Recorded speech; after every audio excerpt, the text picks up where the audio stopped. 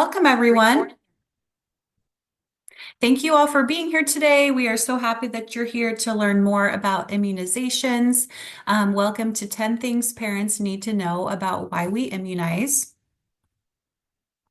Just a few reminders. Please keep your microphone on mute unless you are speaking. Feel free to use the chat box. We will have Jennifer in the chat answering any questions you may have, so feel free to chat in any messages.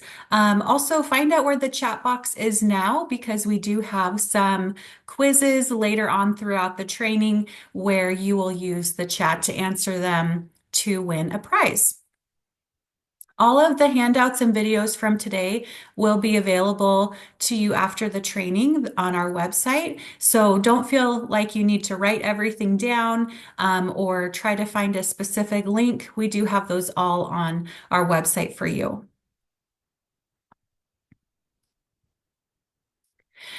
Today we have myself. My camera is not working. I'm so sorry about that. But my name is Laura Smith. I'm the program manager of community education here at TAPI. I have my bachelor's degree in public health, and I'm a certified health education specialist. I also am the parent of several children, and I'm super passionate about keeping both my kids and myself and my community very healthy from preventable diseases. Presenting with me today, I have Wendy O'Donnell. She is the vaccine communicator at the Arizona Department of Health Services. Wendy has presented this training for us for a few years now, so thank you, Wendy, for coming back yet again. Wendy is the parent of 3 kids and always loves talking about vaccines. She has a degree in public health and is a master certified health education specialist. Wendy, am I missing anything? No, I think you got it. Thank you. Okay. You'll hear more from Wendy today and a lot of different stories. And anyway, we're so happy to have her here. She always is such a great asset to TAPI. As a disclosure, presenters have no financial interest or relationship with any supporter of this activity or any specific vaccines discussed throughout this activity. Okay, so why do we immunize? The objectives of the training today are to discuss science-centered, evidence-based concepts about why parents should vaccinate their children. We want to teach you how to answer common questions and address any misconceptions that you may have heard. And then we also want to provide you with credible vaccine online resources for parents and colleagues. I'm sure you get a lot of questions about vaccines, and we want to teach you how to answer them or find resources on how to answer them. We hope that everyone attending today become more knowledgeable on vaccine benefits and help parents make the decision to be informed about vaccination so they can go ahead and vaccinate their children.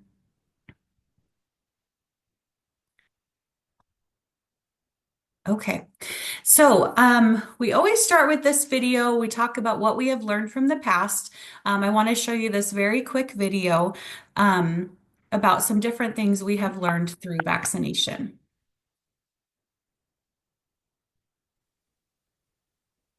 I want to tell you about a time in American history so that it never repeats itself. So it never repeats itself. It was a harrowing time. A heart-wrenching time. I could hear my mother warn me, Seal, don't go out and play. My family was ravaged. Thousands and thousands died. I was scared. So scared. And then one day...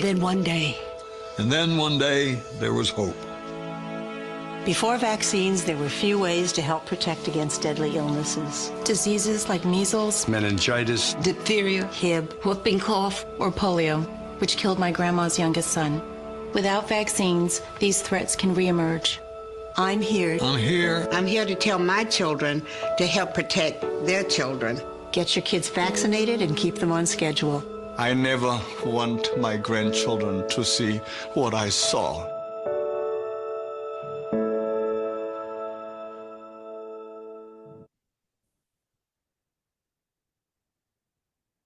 The real dilemma that we have to face these days is that because of the effectiveness of vaccines over the last 50 to 75 years, people have forgotten about the diseases that those vaccines were developed to fight. It's a phenomenon called vaccine amnesia or public health amnesia, where a public health initiative is so successful that people forget how bad it once was. And then we can see things like measles cases starting to pop up more and more around the country. How often do we see cases of polio? Not super often, but we still vaccinate against polio. And that's the miracle of vaccination, that those vaccines have completely eradicated many, many diseases. Okay, so we're going to go through the 10 things today, and thing number 1 is kids are at risk for disease. This map shows exactly what we're talking about with that public health amnesia. Measles was thought to be eradicated in 2000, but in 2014, new cases started popping up in unvaccinated communities. About 10 years later, we see that 5 years later on this map, we see that in 2019, all of the states in dark blue, including Arizona, reported at least one case of measles. So if you really look and count the states, there were 28 states that experienced at least one measles case. This is more than half the US from a disease we believe to be eradicated. And we all have heard about other measles cases popping up more recently. So the problem persists. We need to continue vaccination. These outbreaks are a direct effect of lower rates of immunization. And it shows that even when we haven't seen a single case of a disease in 14 years, it does not mean that it has gone away. Continued immunization is the only way to prevent these diseases long term. And now we are seeing for this winter season that pertussis or whooping cough is beginning to recirculate, which is an awful, awful disease. Arizona kids are especially at risk. We've been identified as a hotspot to the most vulnerable to vaccine preventable diseases. Every year, the Department of Health Services requires schools to report once a year on coverage levels of kids that are enrolled in kindergarten and 6th, 7th grade. This information is made available to the public, and parents can be informed about coverage levels. Our schools used to be around the 95% coverage rate, but over the last several years, those levels of protection have begun to drop as the number of vaccine exemptions, personal belief exemptions, have begun to increase. Some schools in Arizona have only a 40% coverage, much less than that 95% that we need. So because of this, Arizona has been identified as a hotspot.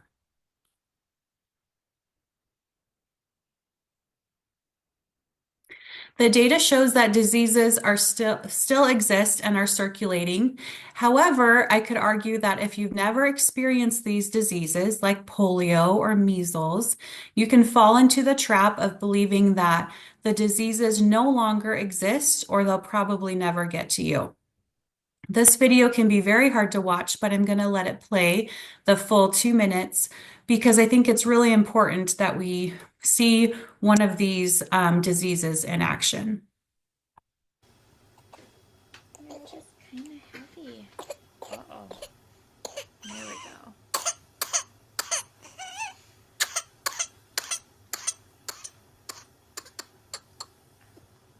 Okay. It's okay. Okay, take a breath there, honey. Come on.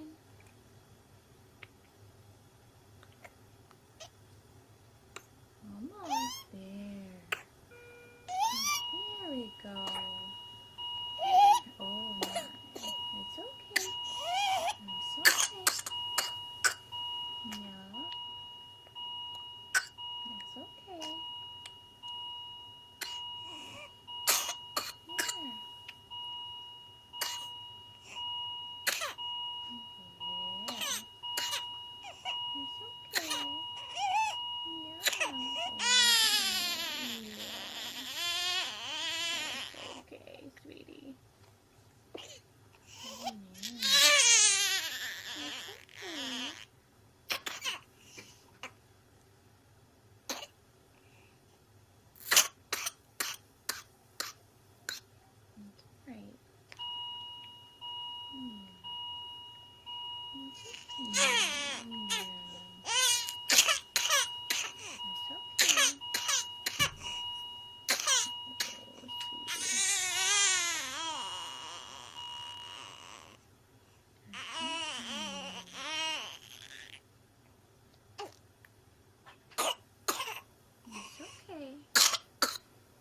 It's okay. Yeah. It's okay. Yeah. I know. Yes, it's me. Oh, I know. It's okay. It's okay.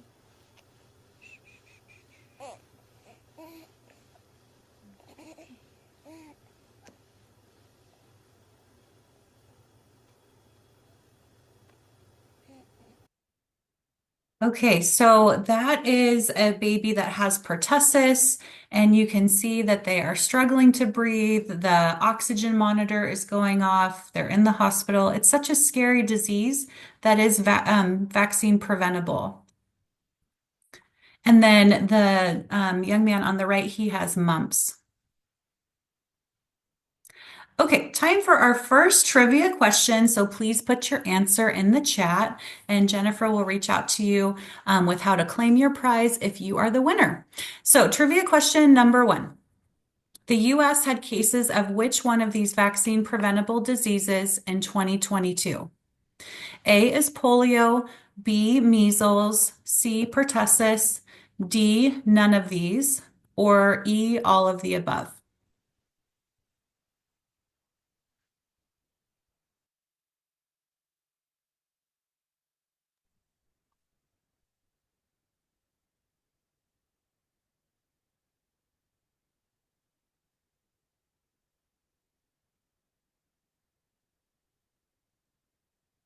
Okay, we have a lot of different answers, but the answer is E, all of the above.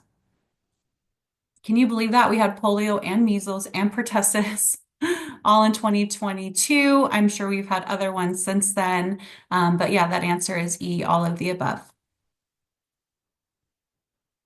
Okay, reason number three, outbreaks are preventable when parents make the decision to vaccinate.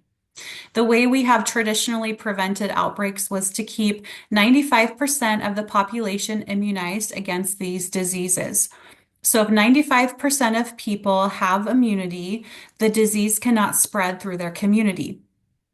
It's also important that our youngest kids are immunized before entering school so we can protect the community around them. This is often referred to as herd immunity or community immunity.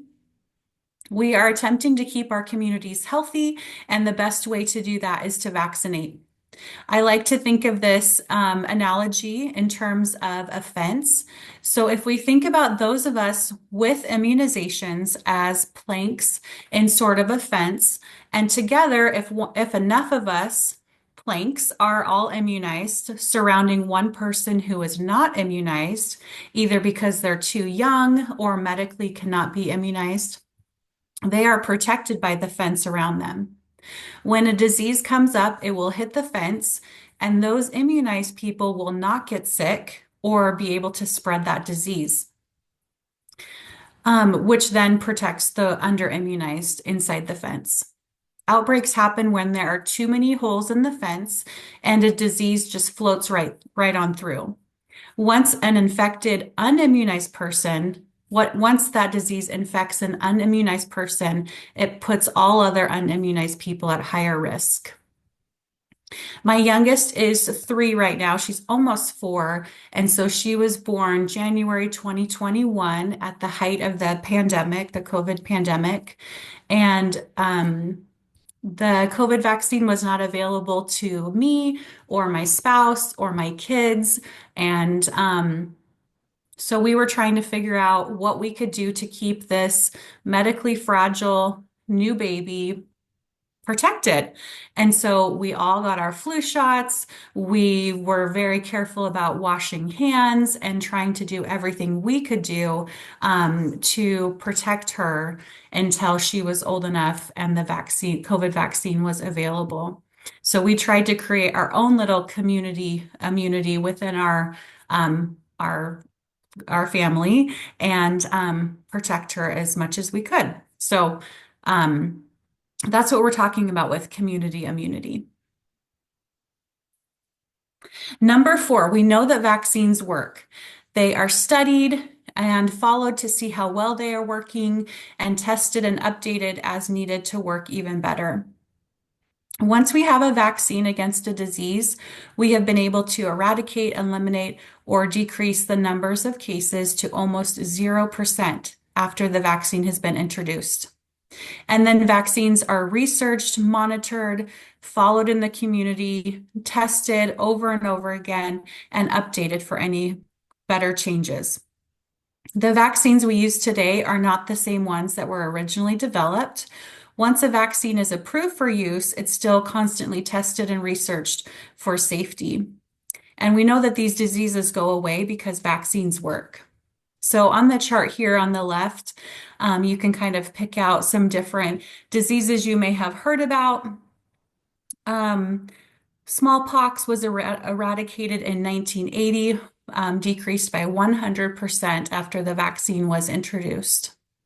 Then we have pertussis. Those cases decreased 94.9%. Amazing, almost 100%.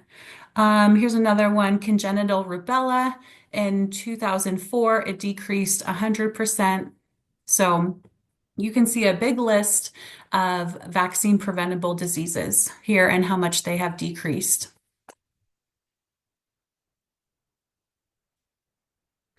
According to the CDC, vaccines save an estimated 42,000 lives every single year, which is 3 times more than seatbelts and child restraints combined. So think about that for a minute. Choosing not to vaccinate your child is like putting them in a car with no seatbelt or child restraint. Most of the time, it would probably be fine because how often do you get into a car accident? Hopefully, not very often. Maybe you're only driving around your neighborhood, but it only takes a single incident for a seatbelt or child restraint to be worthwhile in saving your child's life.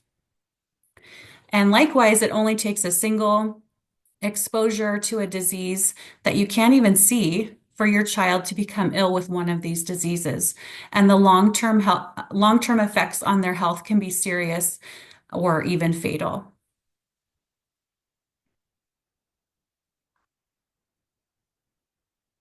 Number 5, vaccines offer protection to us sometimes in different ways. So the vaccines protect us from getting the actual disease, but newborns who are too young to get vaccinated are protected by their mother's vaccines. This is the first protection, but it does begin to wear off around 2 months of age. This is why there's a schedule, immunization schedule, that starts when the baby is 2 months old to continue this protection. And some people cannot get vaccines. They are too sick or they have allergies. These people are protected by those around them getting vaccinated, just like in our fence analogy a few slides ago. And then just as a side note, I think you should know that approximately 1 in 1 million children have a true allergic reaction to a vaccine. It does happen sometimes, but it's very, very rare. Sometimes people get swelling or a rash. My arm always gets a little red and warm after I get my flu or COVID shot.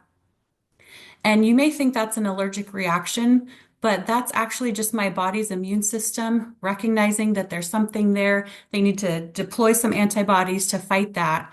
And it shows my immune system is working. A true allergic reaction is incredibly rare, but it is severe. The CDC has researched the best time to give vaccines to offer the maximum benefit. And so we really encourage you to follow the recommendations on the CDC schedule.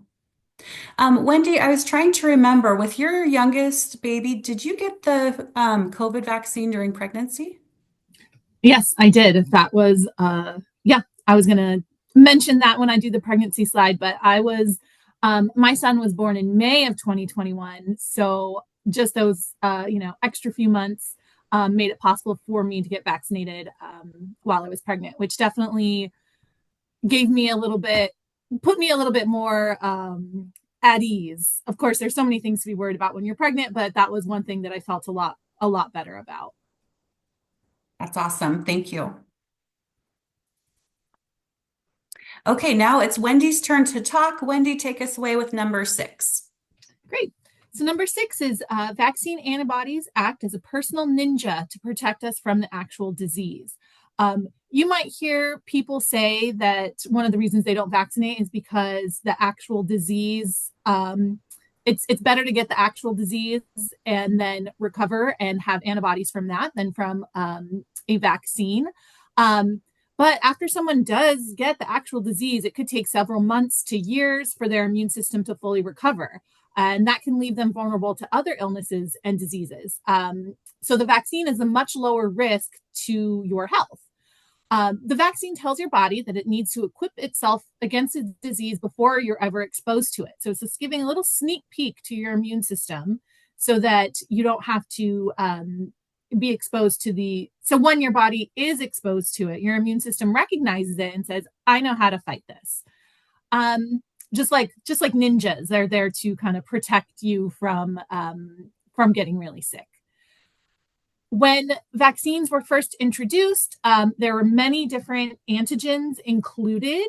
And through the years, with research and on safety and efficacy, we've been able to, not we, the vaccine manufacturers, scientists have been able to reduce the amount of antigens in each vaccine and have been able to increase the amount of diseases that we are protected from with the vaccines.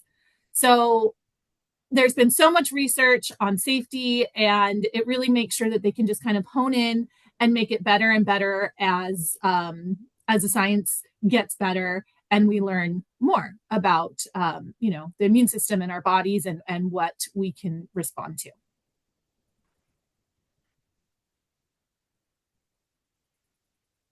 So we have another trivia question. So what vaccine is recommended during pregnancy? And you can just put your answer in the chat. Is it A, pertussis with the Tdap vaccine, flu, C is COVID, D is B and C, and E is all of the above? Just give you a little bit. And I kind of gave you a little bit of the answer earlier.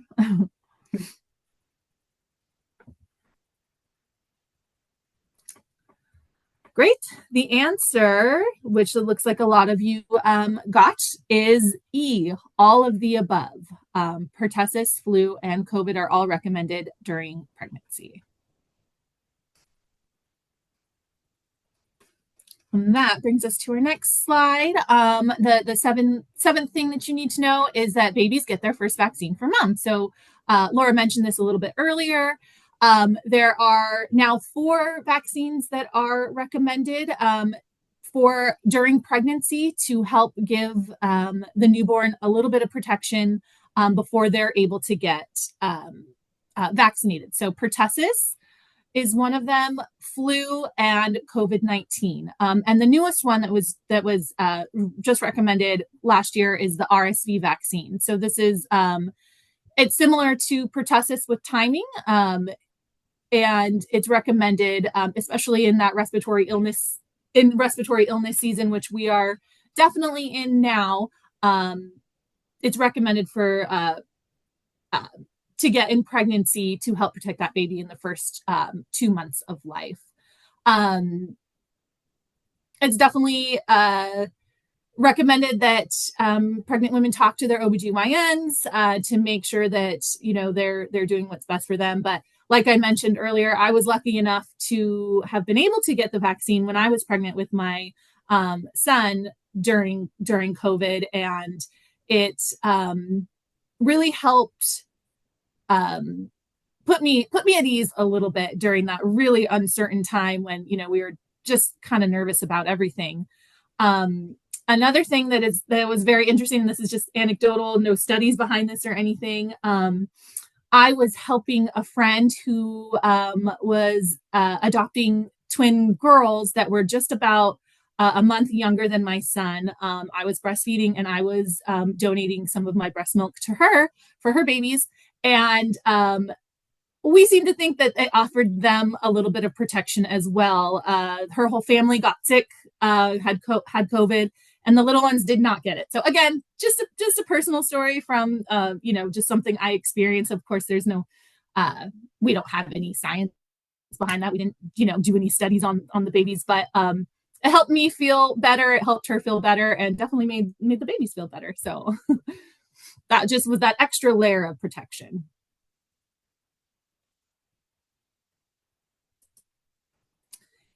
And this is definitely a good time for this message. The best defense against the flu is the flu shot. Everything that we talked about during COVID that everyone was so good about, washing your hands, making sure you're not getting too close to people, staying home when you're sick, all of those things absolutely help stop the spread as well. But the best defense is going to be the flu. The flu shot.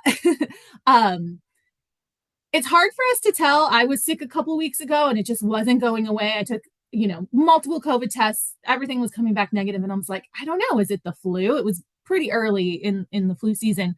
But it's hard for us to tell really what it is that we have. So I think that when you have that extra layer of protection, you can just be a little bit more confident and more aware. But the flu shot is definitely the best way. Laura mentioned earlier about some of the reactions she gets when she gets a flu shot. And I think that's kind of common for a lot of people. You kind of feel like you have a mild case of the flu, or you have body aches, a low grade fever, fatigue. I like to flip that around and say that's a good sign. That means that your immune system is working. It's recognizing that you've been exposed to something, and it's gearing up so that next time you're exposed to it, your reaction will be very mild or even not at all. So you're developing immunity, which is what we're looking for with these vaccines. All right, so we have another trivia question. Can someone get a flu vaccine and COVID vaccine in the same visit? A is yes, B is no, C is not sure.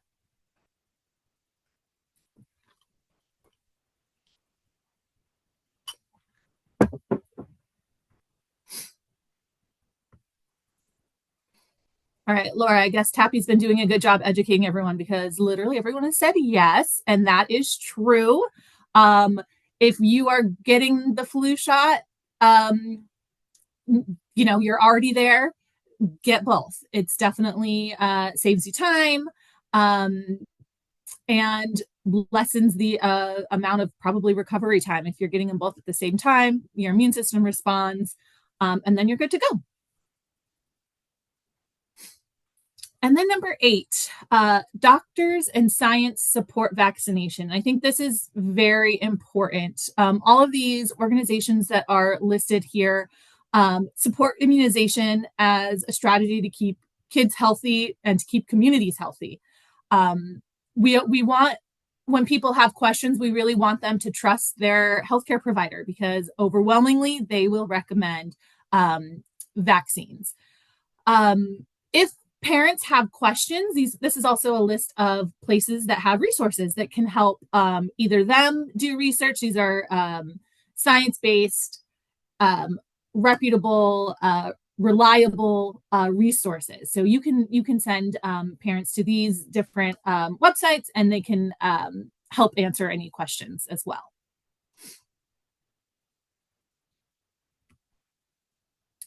And then number 9, off to school equals up to date on shots. Vaccines are required when children enter childcare, preschool, or kindergarten. And this is because, those kids are spending 8 hours a day in close contact with each other, with other teachers. So it's really important that, as Laura mentioned, that we're creating that fence. And for those kids who aren't able to get vaccinated for one reason or another, that we're keeping the healthy kids healthy and making sure that we're protecting those who can't get vaccinated. Each state has their own list of required vaccines, and we hear required vaccines, and then we hear recommended vaccines. So the CDC recommended vaccines.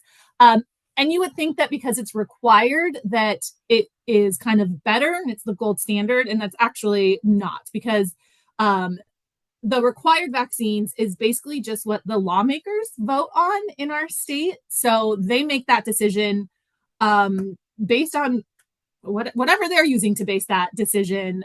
They're doing that, and the CDC is using science, and the CDC recommended vaccines is really the gold standard. And if you can stick to those on that timetable, that's really the most important thing.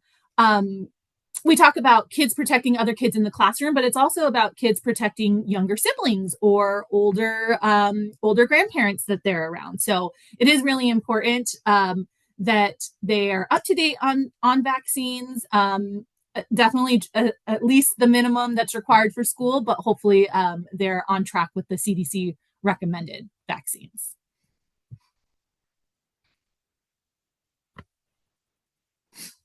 And then number 10, kids still need protection as they grow.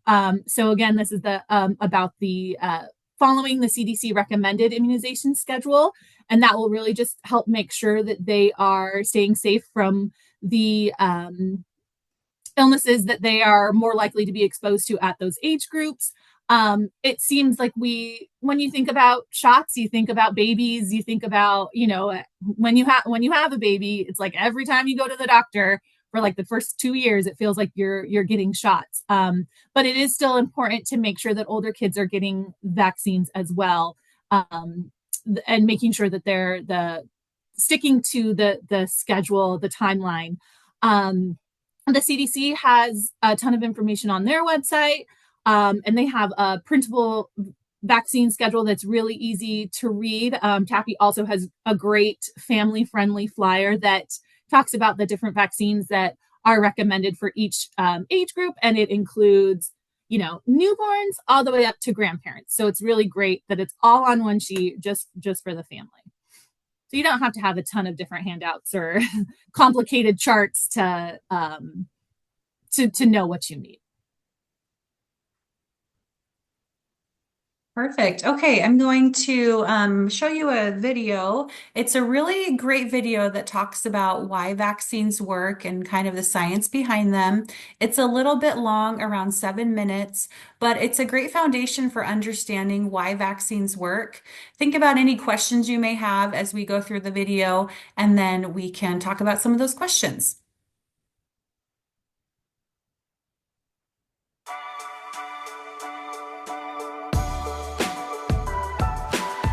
Sorry about that.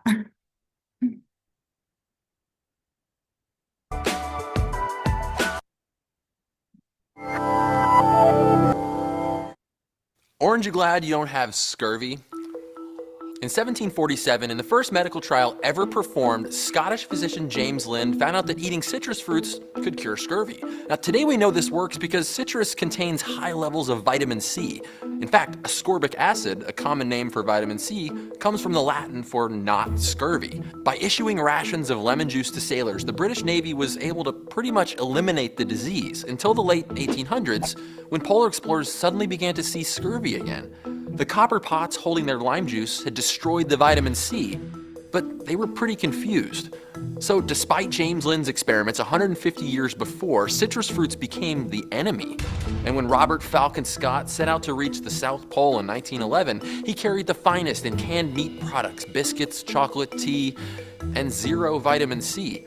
A Norwegian team beat them to the pole by 5 weeks, and during their sad journey home, Scott and his team perished in a blizzard, sick and weak from what was probably scurvy. It had been so long since anyone had seen this disease, the British had forgotten how to prevent it.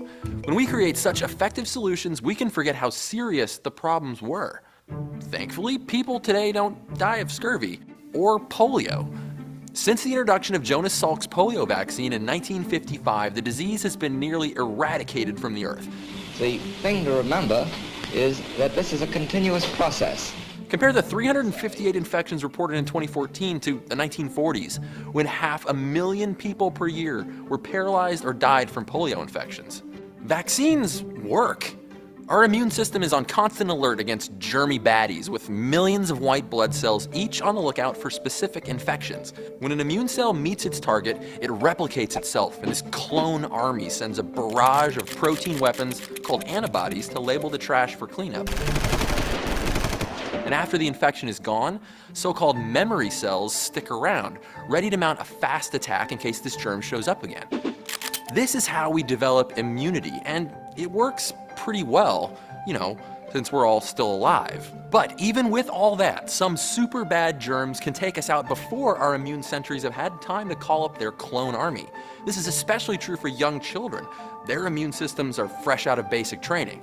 Thankfully, we have vaccines, which are made of tiny pieces or weakened versions of viruses or bacteria. They let our immune system see what the bad guys look like and recruit those all-important memory cells before we ever have to actually see the real enemy. Thanks to vaccines, the US was able to eliminate measles in the year 2000. But in recent years, as more and more parents are refusing to vaccinate their children or are vaccinating them later than what doctors recommend, it's back. In most states, more than 90% of children are vaccinated, but that's not enough to keep a disease like measles at bay. In our episode about Ebola, we talked about a number called R0, the basic reproduction number for a disease, or the number of people infected by one person in a susceptible population. For Ebola, that number is low, but for measles, each sick person will infect up to 18 others. But luckily, vaccines can change that. The fraction of people who are vaccinated or immune can lower the reproduction number below 1, which means the disease is disappearing. 90% of unprotected people who come in contact with somebody who has measles, even just breathing the same air, will become infected. To control a super contagious virus like that, the vaccination rate has to be 95% or above. And right now the US is lagging behind, and measles is making a comeback. The Guardian put together a simulation of just how this so-called herd immunity works. When enough of a population is vaccinated, even if it's not 100%, the herd can protect the unprotected. With vaccine refusal on the rise, our herd immunity is breaking down. Preventable diseases like measles and whooping cough have become our scurvy. Most of us don't know anyone with polio, and measles. It's not that bad, right? Well, yes, it is that bad. Before the age of vaccines, millions of people were killed by diseases that today are just bad memories. Vaccines have let us develop a sort of generational amnesia. Today we expect our children to grow up healthy, and we're lucky that we don't appreciate just how dangerous these diseases are. Like science writer Seth Mnookin says, vaccines are victims of their own success. Because of stories like Andrew Wakefield's discredited study wrongly linking vaccines and autism, and the news media's obsession with pictures of crying, terrified children being poked with needles, people are nervous about vaccines. This anxiety isn't new, though. When Edward Jenner in 1798 saw that milkmaids didn't catch smallpox, he realized that because they'd been exposed to the similar cowpox disease, they were immune. And based on this, he developed an early smallpox vaccine by inoculating humans with the cow virus. In fact, the word vaccine itself has bovine origins. Still, as far back as 1802, critics were claiming that the smallpox inoculation would turn you into a cow. Vaccines don't come without risk. Nothing does. But on average, fewer than 1 in a million people will experience a dangerous reaction to common vaccines. And car accidents, playing outside, even walking will injure more children. Vaccines are asking us to do something altruistic, to make a choice to protect not only ourselves and our children, but also those around us. Author Eula Biss says that vaccines are one of the most empathetic things that we can do. A system that's based on people voluntarily using their bodies to protect other vulnerable people. That's something I hope we don't forget. Now, I'm a doctor, but I'm not that kind of doctor. It's natural to have questions about vaccines, and you should have a conversation with your medical professional. They want the best for you and yours. I will give you one prescription though, and that's to subscribe so you can get a full dose of science every week. And if you want to read some amazing books about vaccines, check out Seth Mnookin's The Panic Virus and On Immunity by Eula Biss. Links in the description. Stay curious. Today we know that citrus fruits cure scurvy. Okay, I love that video. I think it's so easy to explain vaccines. It's hard for me to explain it, but he's the professional. So I love showing that video, and hopefully it answered some questions that you may have had. because they Okay, Wendy, talk to us about respiratory illness season. Yes, so as you all have probably noticed, illnesses are starting to kick up. Coworkers are coughing. It's just that time of year, and that's why it's super important to keep kids healthy during this time of year. There's a lot more out there that we have to be worried about. Not a lot more, but more people are getting sick, so then it's a lot easier to get. Along with the annual flu vaccine, updated COVID-19 vaccines are available for kids 6 months and up. And there's a new RSV vaccine for kids ages 0 to 18 months during the RSV season. So if they're born anywhere, I want to say I shouldn't say probably October to March or September to March, I want to say. Maybe that's RSV season, so it's long. It's kind of most of the year, and definitely talk to a provider about that because that's not a exact range. But RSV, we saw record numbers of RSV cases last year, so it's super important to make sure that the littlest ones around us are able to get vaccinated. And the 0 to 18 month range is really based on whether they've been exposed or not. So by the time you're 18 months old, you've been exposed to RSV and you probably built up some immunity to it. But if you are within that age range, if you have working with families that have little ones, that's definitely something that we would recommend, and they should talk to their healthcare provider about it as well. Included in respiratory Oh, yeah. Thank you. Included in respiratory illness season, of course, is flu, COVID-19, and RSV. So this is kind of the immunization guide for this fall-winter season. As I mentioned, COVID-19 and flu is every season there's going to be a new one. So you definitely should, anyone 6 months and up should get those vaccines. And then RSV immunization to protect babies. So that is vaccinating during pregnancy or having the immunization for the newborns up to 18 months old, again, within that RSV season. And then for older adults, so people who are 60 and over are at a high risk. And then anyone, so 60 and older, if they're high risk, if they have other health conditions that make them more that could have worse complications for them, increases their complications, or everyone over 75. So it could get a little complicated. So definitely recommend people talk to their healthcare providers about those. But those are kind of those high risk groups that are recommended for RSV.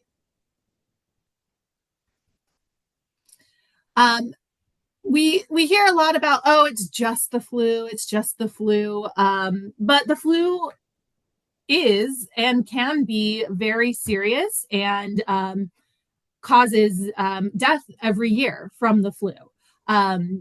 It's very contagious. On average, 26.8 million Americans become infected with the flu every year. So, that's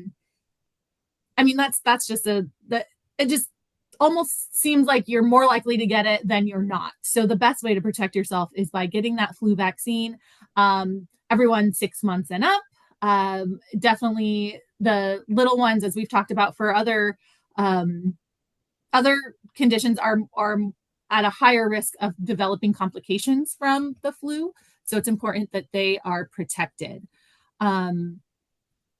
Other people who are in that kind of high risk group are adults 65 and older, adults with certain chronic health conditions such as asthma, heart disease, diabetes, chronic kidney disease, pregnant people, and children younger than 5 years old, but especially those younger than 2. So those are the high risk groups. And yeah, the flu vaccine is available now. If you have not gotten the flu vaccine, it's a great time to do it, especially leading up to those Thanksgiving celebrations and all the holiday celebrations that we have coming up, this would be a great time to do it. Not only does it help protect, and then I'll say the same thing for COVID, not only does it help protect, you and your family, but your community and those families that you're working with. So, if you're working with young children or older adults, this just really helps make sure that everybody is protected. And then you just talked about RSV in detail, so we'll skip this one, but go ahead and tell us about COVID-19 vaccine. Yes. So COVID-19 vaccine is recommended every fall, just like the flu. It's kind of in tandem now. I know there was in the beginning, different recommendations for different people, but now it's really 6 months and up, every fall, just like when you get the flu vaccine. I keep saying flu instead of flu vaccine, but you guys know what I mean. Yes. And every year it's updated. So even though you got the COVID-19 vaccine last year around fall, it's recommended that you get it again, just like the flu shot. How it's updated to match more what we're seeing circulated in the community. And the CDC recommends a second dose of the COVID-19 vaccine for people 65 and older who are moderately or severely immunocompromised. So that again is, how to make that definition would be somebody would be talking to their healthcare provider to make sure that, if they are at higher risk, that they should get that second dose. Perfect. Thank you, Wendy. Okay, so what are hard to answer questions that you're hearing? We have many medical assistants, nurses, vaccine coordinators, office managers, school health staff that are on today. So I would love to see some questions come into the chat. What kind of questions do you get about vaccines? Are there any that are hard for you to answer? Are there any resources that you need to help you answer the questions? Anything like that. And while we're waiting for any questions to come through, we want to go through some possible scenarios that you might run into when working with children and families in the workplace setting. So use your own experiences to think about how you would talk to parents or encourage them to vaccinate. Because remember, you are the professional and they value your opinion. They will come to you for questions, and even outside the workplace, sometimes that's your neighbor or your friend or sister-in-law. Once they know that you're in the healthcare profession, they will come to you with questions. So type in the chat any questions you may have, and we'll go through some possible scenarios.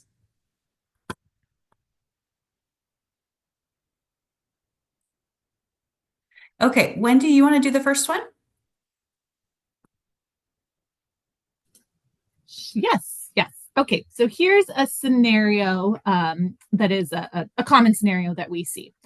A couple you're friends with tell you that they worry newer vaccines are not safe. This is, especially common now since the COVID-19 vaccine was created.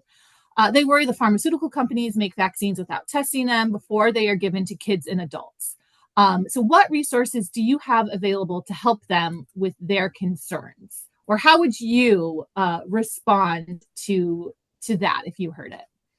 And you can put it in the chat if you have any tips for anyone. And here is just kind of a bulleted list of ways that you can respond to that. Before a new vaccine is ever given to people, extensive lab testing is done that can take several years.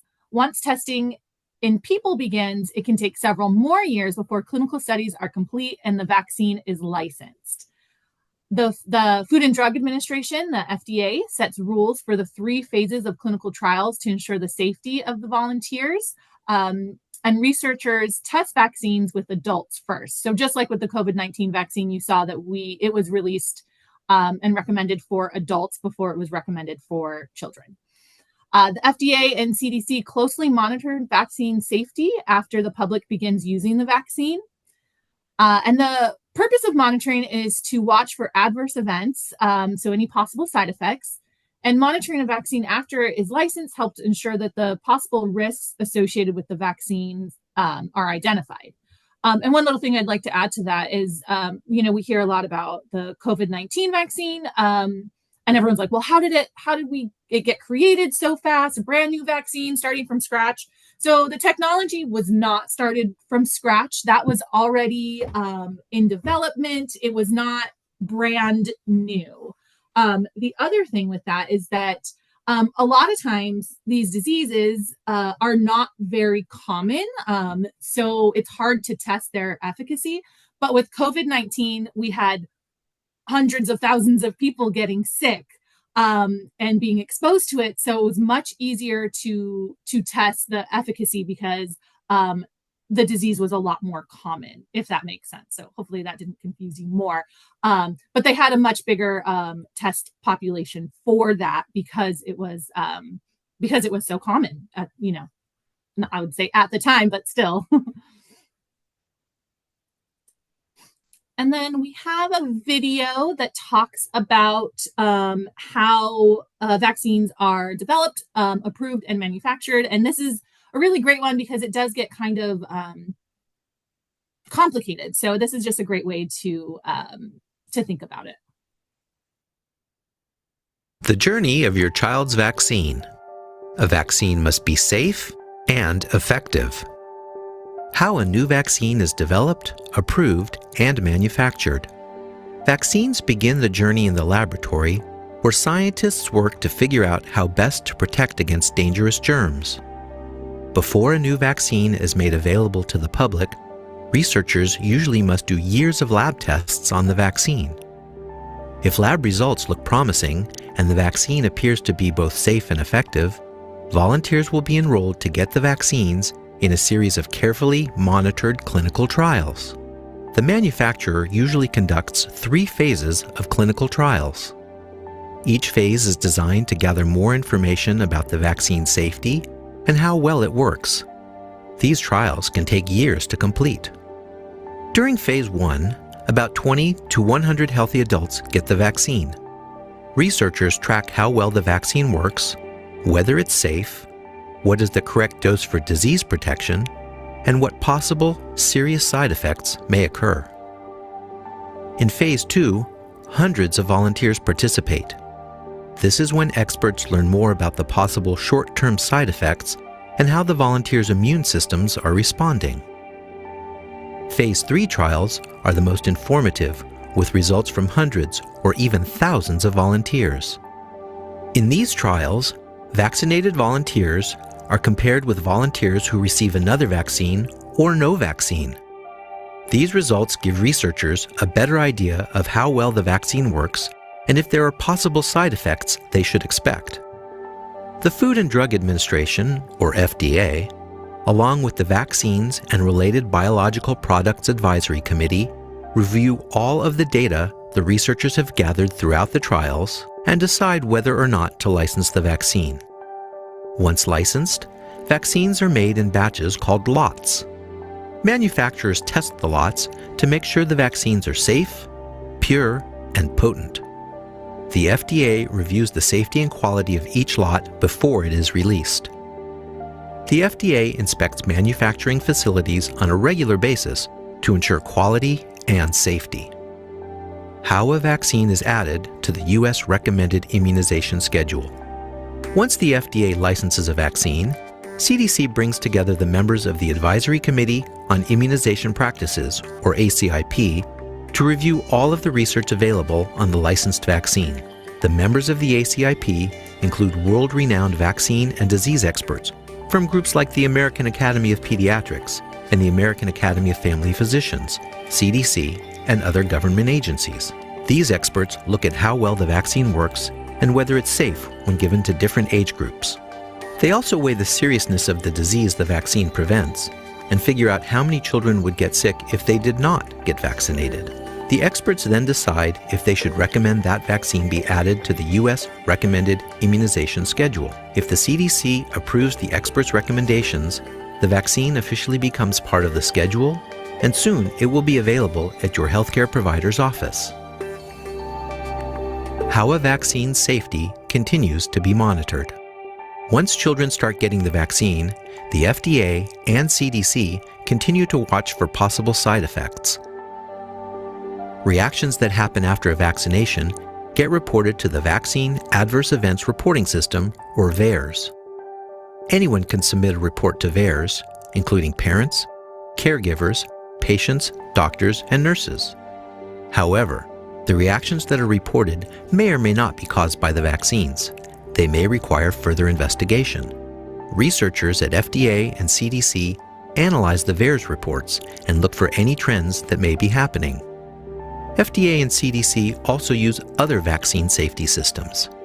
The Vaccine Safety Data Link, or VSD, and the Post-Licensure Rapid Immunization Safety Monitoring System, or PRISM, actively monitor new vaccines to obtain additional information about their safety. VSD has access to healthcare information for over 24 million people. PRISM can analyze healthcare information from over 190 million people. CDC also uses the Clinical Immunization Safety Assessment Project, or CISA, to study vaccine safety. CISA is a collaboration between CDC and 7 medical research centers. CISA vaccine safety experts conduct individual case reviews and clinical research studies about vaccine safety. Recommendations for using the vaccine may change if the vaccine's risks are found to be greater than its benefits. The end goal is always the same: to safely and effectively protect children, families, and communities against potentially serious diseases. For more information, please visit cdc.gov/vaccines or cdc.gov/vaccine-safety or fda.gov/cber. So as you can see, that's a lot of information, and there are several agencies that are watching out for side effects and safety concerns with vaccines. So it's not just one. Lots of different organizations are in charge of making sure that these vaccines are safe. When we talk to parents, we can reassure them that vaccines are safe and effective. I think that's the biggest thing to stress, is that many people are watching, have eyes on the safety of vaccines, and they're continually updated and made better because we are monitoring it so closely. Thank you, Wendy. I went to the next slide so quickly because that video would have started again. But if you have any follow-up questions about that, please put it in the chat. Jennifer is answering the question, so thank you so much, Jennifer. Okay. Let's read out the question that Desiree put in the chat. I don't see that Jennifer answered it yet, so I'm very sorry if I'm cutting you off. But Desiree said, I have some families who have gone through some side effects of vaccines and are now wary of getting their other children's vaccines. How could we help educate them besides our words? Okay, Jen, you did respond to that. Sorry about that. How can we help educate them besides our words? What resources could we help move them to keep an open mind? So Jennifer, I'm going to read her response, but if anyone has any additional scenarios that would respond in a certain way, we'd love to hear and learn from each other as well. So Jennifer says, one way we do that is to explain that most of the reactions to vaccines are how we know your immune system is working to build immunity. Fevers, body aches, and redness are all normal responses when your body is learning how to fight infection. Illness can often overwhelm your whole body, causing many more serious symptoms. So does anyone have any other ways that they would address that question from Desiree? And I'm also grabbing some links to resources for those too. Awesome. Next, I'm just a little slow today on answering. No, you're doing great. Thank you so much. It makes it very simple to read off your explanation.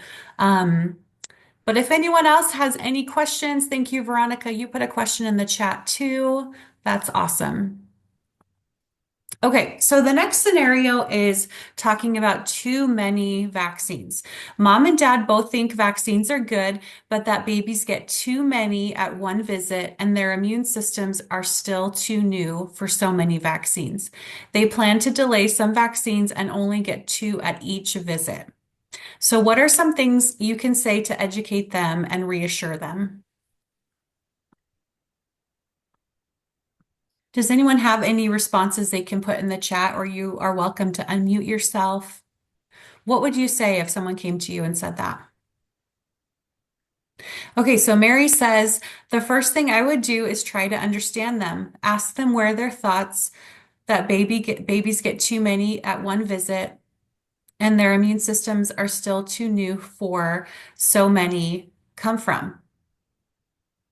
Excellent. Seeking to understand people and what they're thinking is a really great way to help answer their question. You don't want to give them some answer that is not even what they're asking. We heard from one of our partners that we work with that a parent came in and said, I don't want to get my flu shot today. I don't want to do it today. And the medical assistant said, the flu shot doesn't give you the flu. And they were very angry about it because they had heard it many times. And the parent said, no, it's just because I have a softball game later today. Can I come back tomorrow and get that flu shot instead? And so we want to make sure that we're hearing where people are coming from, what the question they're really asking is before we kind of jump to conclusions. Thank you for your response, Mary. If anyone else has any other responses, feel free to put them in the chat. So the answer to this is getting childhood vaccines are not an extra burden on the immune system, even for babies. Babies are exposed to hundreds of viruses and bacteria during normal activities like eating and playing. I have a preschooler right now, and boy, oh boy, have we got so many illnesses this first year of preschool. Seems like she's always coming home with a sniffly nose. I went to volunteer at her Halloween party, and I saw exactly why she comes home with all these these illnesses and these germs because they teach them how to wash their hands in preschool, but then they rub their nose and cough into their hand and then touch the toys that the next kid plays with, and it's it's a breeding ground for many, many germs. Also, another response could be even though kids receive more vaccines today, they do receive far fewer antigens overall compared to their parents and grandparents. And our children are now protected against more diseases. Dr. Offit from the Children's Hospital of Philadelphia has a great response to this. The Children's Hospital of Philadelphia has a vaccine education center, which is a very great place to find more resources. They now have an app, which is amazing. So if you are interested in that, you can download that app, and all of the videos and handouts are on that app. So that's really easy to share with people. But let's hear how Dr. Offit would explain this question.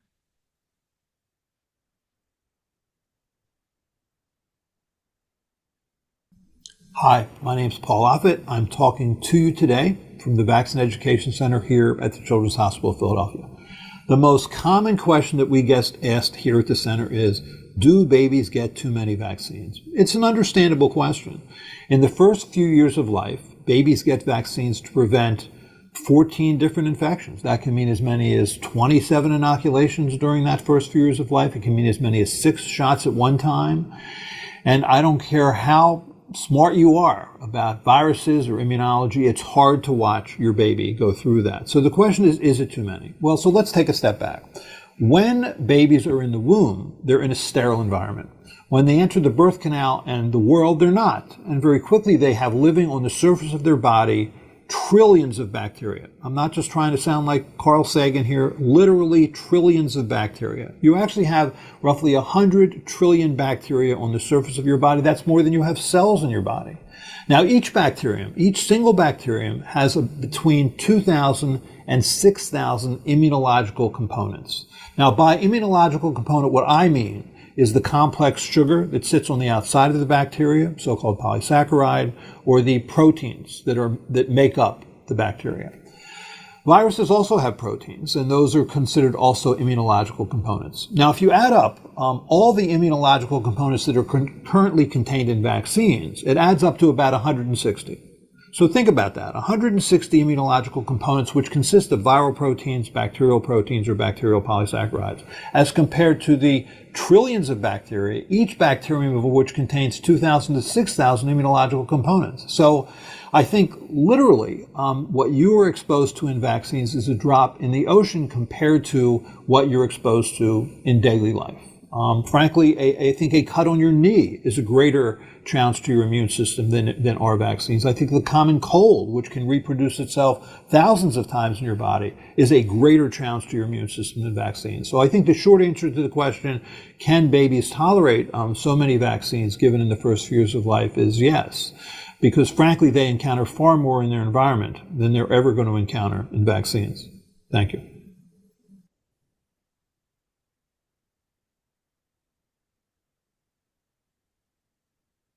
Awesome. Thanks so much, Jen, for putting in the resources and videos of where you can find the Children's Hospital of Philadelphia, or CHOP as we call it. Okay, Wendy, you want to talk about autism? Yep. Okay, so here's another scenario, and I think this is unfortunately still a very common thing that we hear. A mom of a 13-month-old toddler is sharing in her mom's group that her baby is not the same as she was before her MMR shot.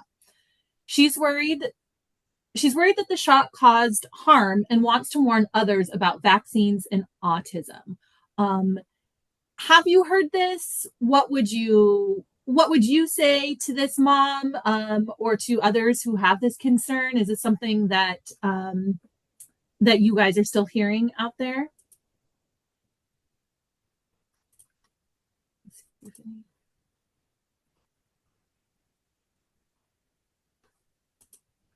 This has been a widely shared misconception, but there's no proof. There's no tie between vaccine and autism. And there have been many, many, many, many studies done to show that.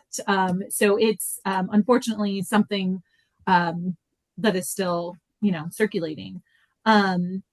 Here's some bullet points. Autism usually becomes apparent around the same age that MMR is given, but there's nothing to show that it is what causes it. Babies are turning into toddlers and they're developing their own personality. So it just kind of happens at the same time that all of these other big kind of changes are happening. They're learning how to walk and talk, and they're just changing so quickly that it's a time that those changes would be noticeable. And oftentimes, we know that autism probably has multiple components, including a genetic component, which we do not have the ability to control. That those are your genes. There's that's how you're born. But as I stated, multiple studies have been done to show that there is no tie between autism and vaccines. And once again, we're going to throw it to Dr. Offit at CHOP, and he does a really good job of explaining this as well.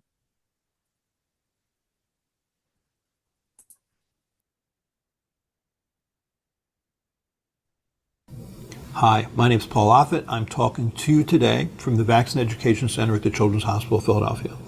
I think probably one of the most common concerns parents have about vaccines is, do they cause autism? Certainly very easy to find that contention on the internet and in chat rooms, so it can be scary. And I think from the parent standpoint, they argue this: look, my child was fine, they got a vaccine, now they've developed signs and symptoms of autism. Could the vaccine have done it? Well, the good news is that's an answerable question. And it's really been in three different areas that this issue has been raised. One is the concern that the combination measles, mumps, rubella, or MMR vaccine caused autism. The second is the notion that there was an ethyl mercury containing preservative that was in a number of vaccines. Now it's only in some multi-dose vials of influenza vaccine called thimerosal. And then the third sort of concern is that children are just getting too many vaccines too soon, that that's somehow weakening or overwhelming or perturbing their immune system.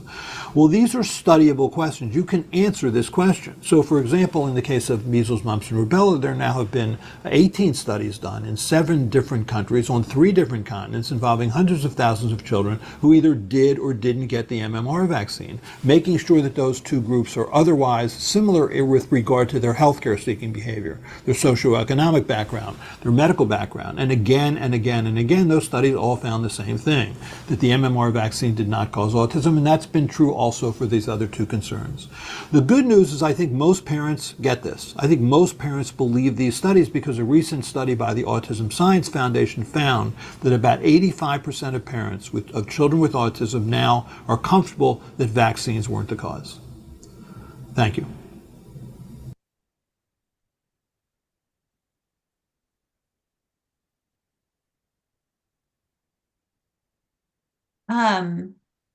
So there's a few people in the chat saying, yes, they still hear that. And then Roseanne says the providers, sorry, I'm hoping this doesn't start.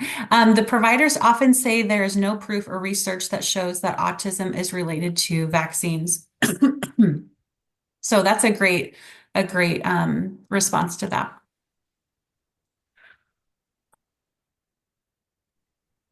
Okay. Measles party or chickenpox party or something like that. A family you are working with just attended a chickenpox party so that their kids can have a chance to get the disease and boost their immune system. They want to know if chickenpox and measles parties are a good idea. So what resources do you have available to help them with their decision? Now, when I was younger, there was not a varicella vaccine. And so my sister got chickenpox from her neighbor friend. And my mom was thrilled and had us all play very closely together with the same toys because she wanted all of her kids to get chickenpox at the same time to then lessen if one kid got chickenpox and then was better, and then the next kid and the next kid. So that was something that was done in the 80s. But there are still chickenpox and measles parties today. So how can we help them? How can we answer if that's a good idea? Typically, no, we do not want that to happen. Infection usually does cause better immunity than vaccination. However, the price paid for natural disease can include paralysis, permanent brain damage, liver cirrhosis, cancer, deafness, blindness, pneumonia, and even death. So we don't want to just roll the dice with our kids' health. We want to make sure that they have the best protection available, which is vaccination, instead of just saying, okay, well, let's see what happens if you get measles. Maybe that would be good. We want to protect them from those very strong diseases. Dr. Offit has a video on this also.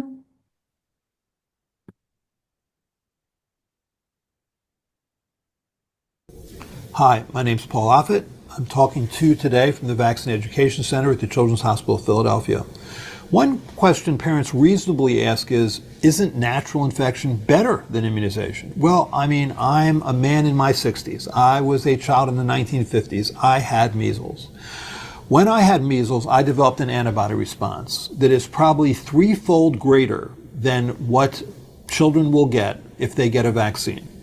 But what I didn't have to suffer by being naturally infected was I didn't get pneumonia, which could have caused me to be hospitalized. I didn't get encephalitis or infection of the brain, and I didn't die. I mean, every year in the 1950s, everyone got measles by the time they were 9 years of age. That meant that 3 to 4 million people every year would get measles. About 48,000 would be hospitalized with pneumonia or encephalitis, and 500 would die. Fortunately, I wasn't one of those people, but I could have been.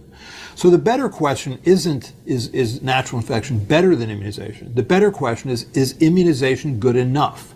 Can immunization induce an immune response that's good enough to prevent and arguably eliminate these diseases? Well, we have the answer for measles.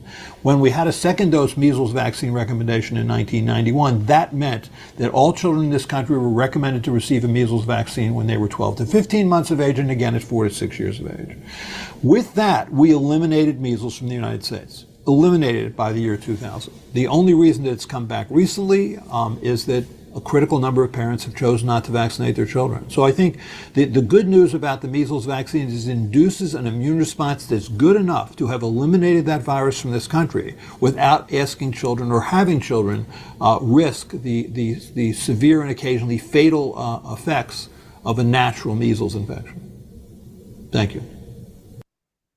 He really does say it so much better than I could. So I'm so thankful we have these videos available. And like we said earlier, all of these video links are on our website as well as handouts and different materials.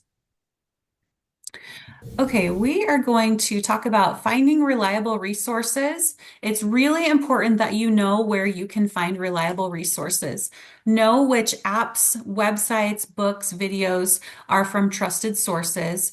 We have this handout available, the one on the right. We have it available on our website. And this is a great resource to hand out to parents if they want more information about vaccines. There are different books listed and videos, the CDC info phone number they can call, all of these different things to help them be able to learn more about vaccines.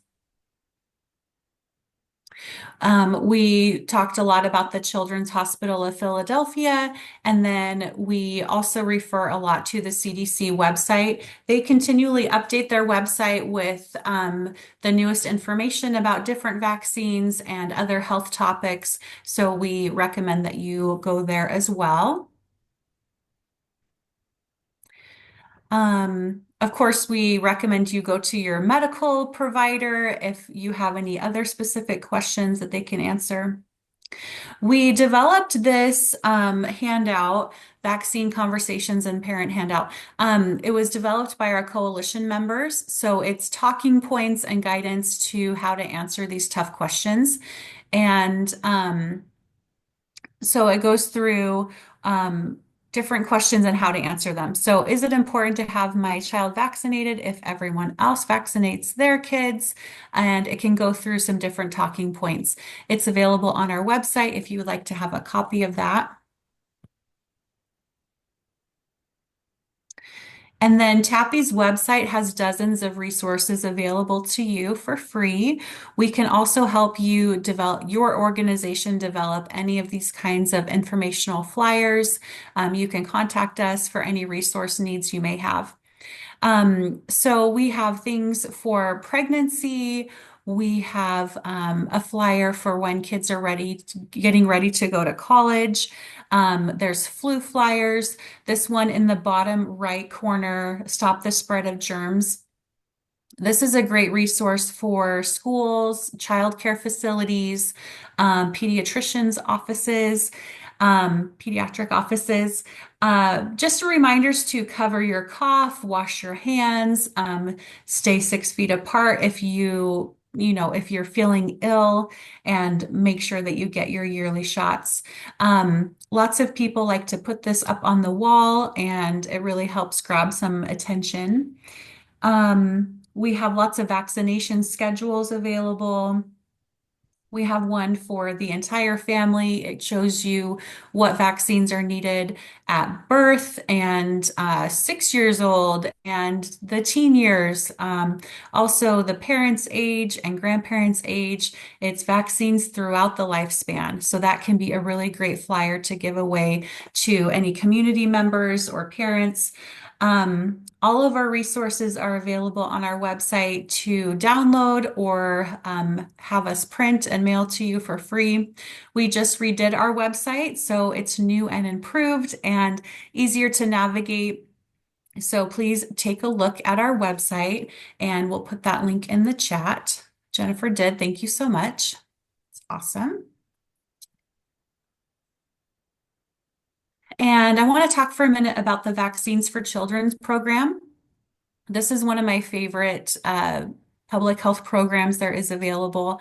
The Vaccines for Children, or VFC program, is a federally funded program that provides vaccines at no cost to children who might not otherwise be vaccinated because of an inability to pay. Cost should never be a barrier to getting a child immunized.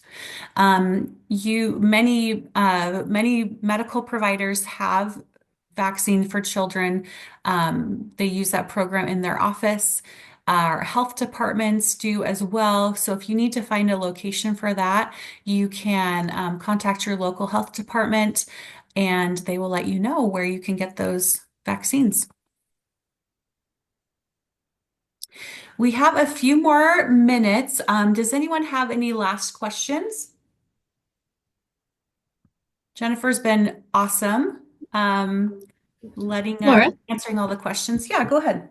I just wanted to say, give one last parting message. I think that us who work in vaccines, we know the value of it and we're very passionate about it. And it's sometimes hard to talk to people who are questioning that. And this is something I've struggled with. It's easy to say like, well, that's dumb. That's something dumb to think, and you don't know what you're talking about. And it's really easy to do that. But when you're talking to people who have questions are good. I mean, it means that they're trying to get more information.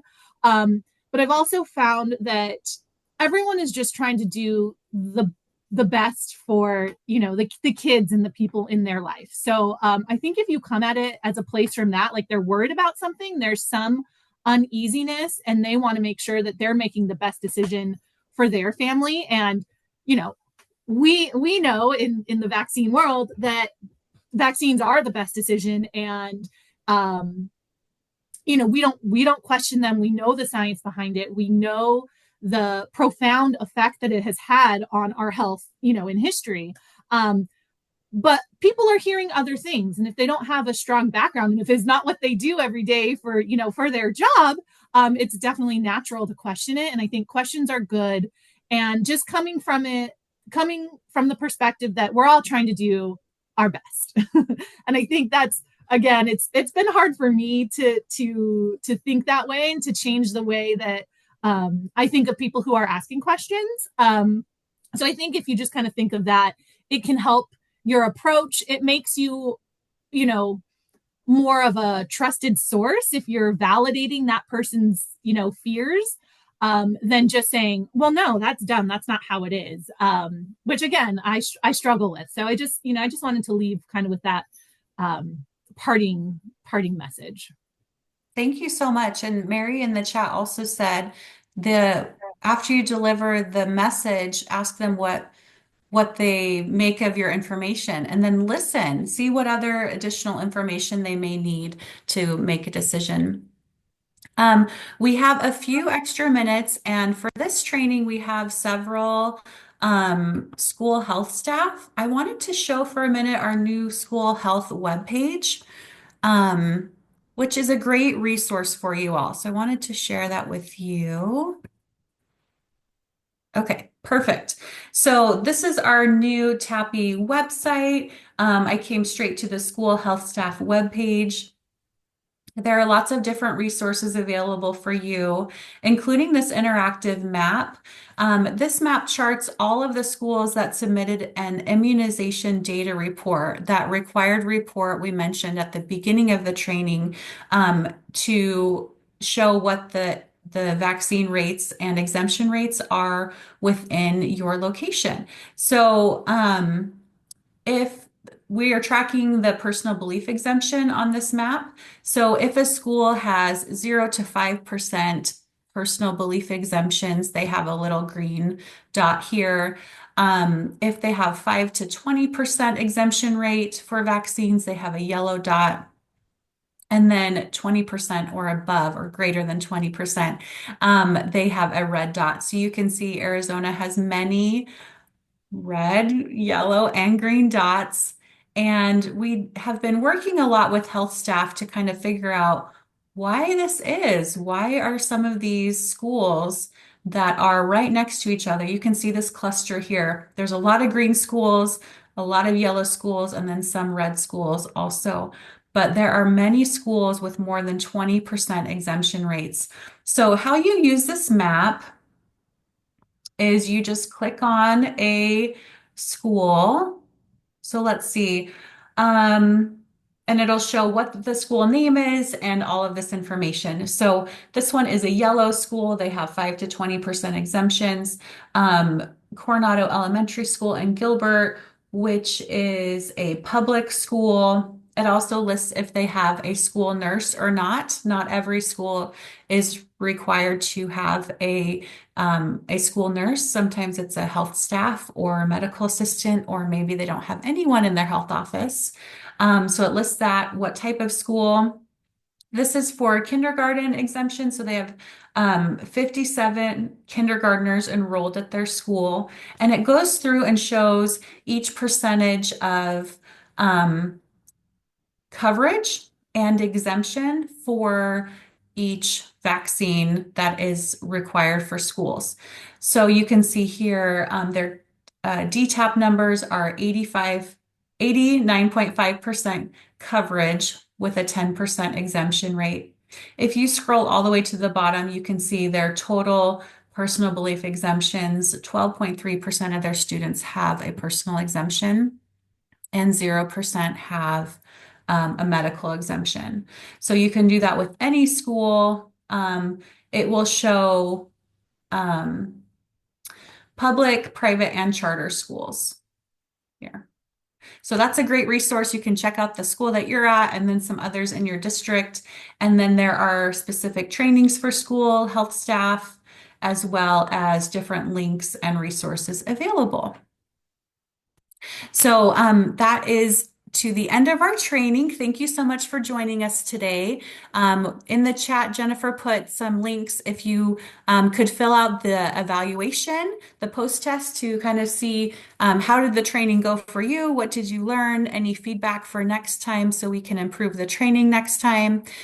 We also have CEUs available if you are a medical assistant, a registered nurse, certified health education specialist, social worker, or if you would like a certificate of completion, please fill out the survey for that.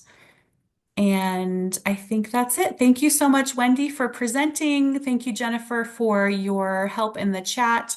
And Nicolene has been running our tech for this training. So yeah, everyone have a great day and reach out to us if you have any questions or need help with anything. Thank you so much. Thank you.